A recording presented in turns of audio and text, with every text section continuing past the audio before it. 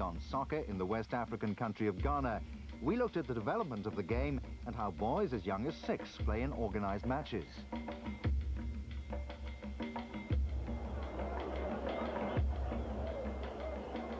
This week, we focus on Hearts of Oak from the capital Accra, one of the oldest clubs in Africa. And we witness at close hand all the drama of their recent match against their oldest and most bitter rivals, Asante Kotoko. Hearts of Oak were founded in 1911 and ever since have been one of Africa's leading clubs. Support for the team in Accra and throughout the country borders on the fanatical. The pressure is continually on the players to succeed, especially when the opposition is Kotoko, with their equally fanatical support. Yes. 2-0. I told them. Yes. Let's forget about it and play the question.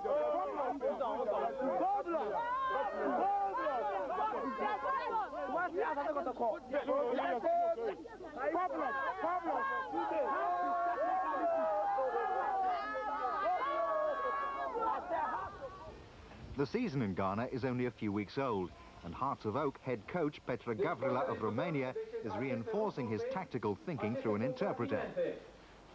Problem with the markage in defense to the same problem is that you should always control the game.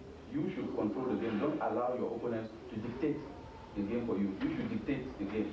But most of the time you stood even... For the last 2 months, the players have lived and trained with each other every day, having their performances analysed and building what Gavrila hopes will be a winning team spirit.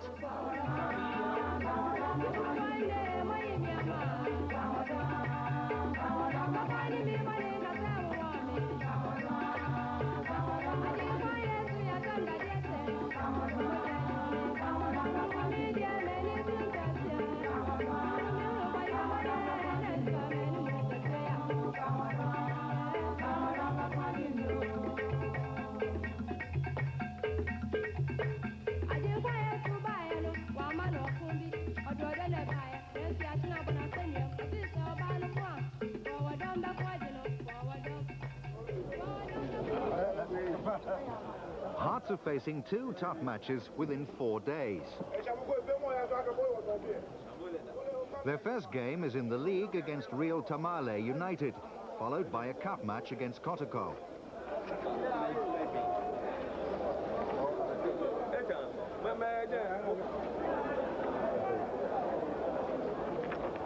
Hearts complete their pre-match warm-up for the game against Tamale without a ball, limbering up on gravel in a courtyard adjacent to their stadium.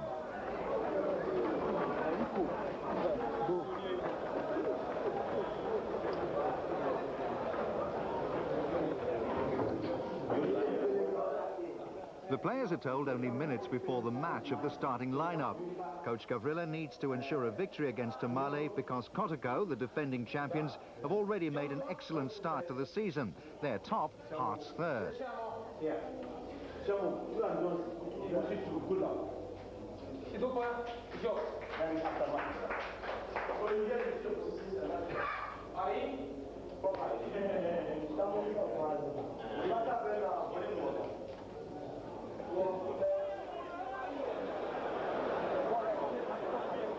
The match, in front of about 40,000 fans, is far from a classic, and Hearts scraped to a 1-0 victory thanks to a late penalty.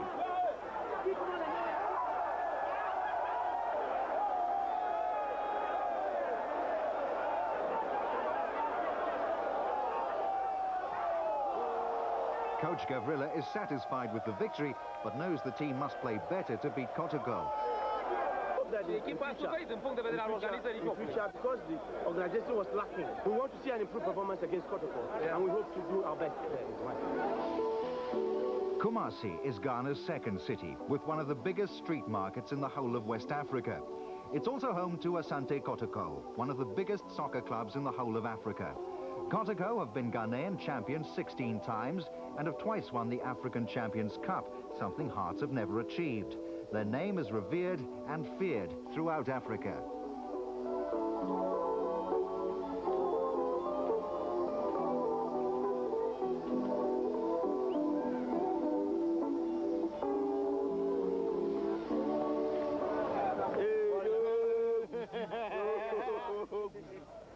The fans are eagerly anticipating the first meeting between the two teams this season.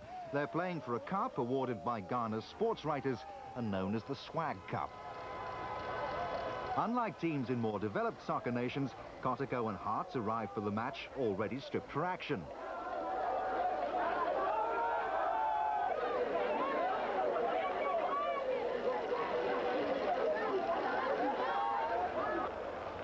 But here's a familiar sight the world over, an overexcited fan about to miss the action. Despite the 300-mile journey from Accra to Kumasi, Hearts are greeted by their loyal supporters. Thousands have taken the day off work for the game and have travelled for up to 8 hours along some 4 roads in time for the late afternoon kickoff. Nearly 75,000 fans await the outcome.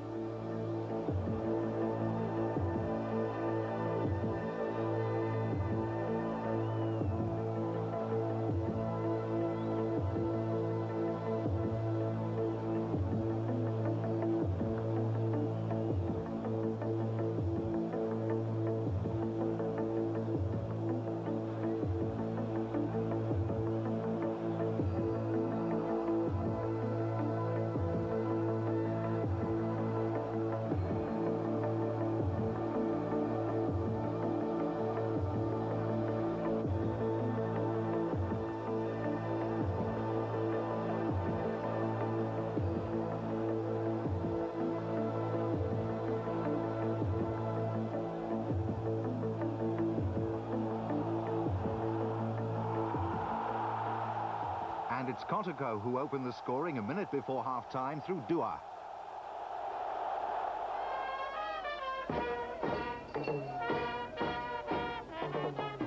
Hearts looked thoroughly dejected at the break.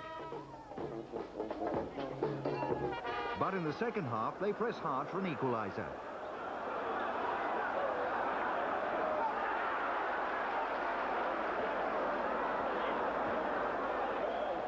Then, just when it appears they may draw level, they disintegrate.